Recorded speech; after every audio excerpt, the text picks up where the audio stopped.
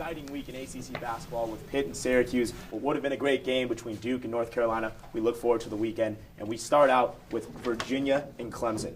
I'm going to start out. I'm going to take Virginia. I think they're just playing great basketball right now. Moved all the way up to 17th in the country. They've won their last 11 of their last 13, rather.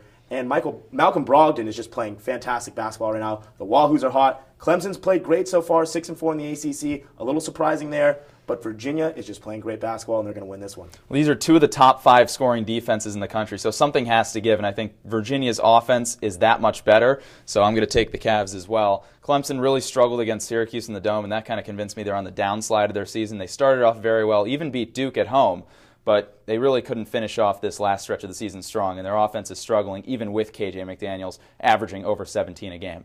So now the next matchup we're going to look at is Pitt at UNC, one of the premier matchups of the weekend. I'll start off by taking the Panthers. I think after seeing them play Syracuse last night, they're basically a carbon copy of the Orange. They play very good defense. They're a great rebounding team, and they're tough on offense, especially on the boards. And I think those are 3 keys that will be able to knock off North Carolina, especially seeing how much North Carolina struggled against the zone that Syracuse played in early January. I think North Carolina knocks off Pitt, actually, Andrew. Let me tell you why. They're playing great basketball right now, getting back to Roy Williams basketball the way they like to play. 4 players averaging double digits right now for the Tar Heels. They're right in the ship. They had a tough January, lost in the Carrier Dome against Syracuse in not too impressive fashion. But now they're starting to play good basketball. I like them over Pitt. Now we go to our third matchup. Florida State at Wake Forest. Both teams struggling mightily right now, have only won 2 of their last 7 games apiece, both against Notre Dame and Virginia Tech. But I like Florida State. They're competing right now. They're playing good basketball, even in the last seconds of games. Rough loss against Duke, but they're competing. That's why I like them over Wake Forest. Rough loss on the road against Maryland as well.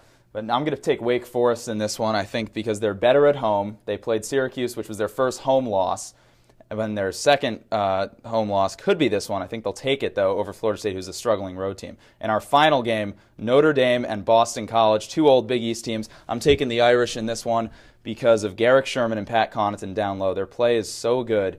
It has been great recently. And Garrick Sherman grabs all those boards, which is a recipe for disaster for Boston College, who manages to lose all these games in the last couple minutes. What about this Boston College? Boston College has been struggling, but I like them in this one. I just think Olivier Hanlon, one of the best players in the ACC, doesn't get a lot of credit because he plays for Boston College.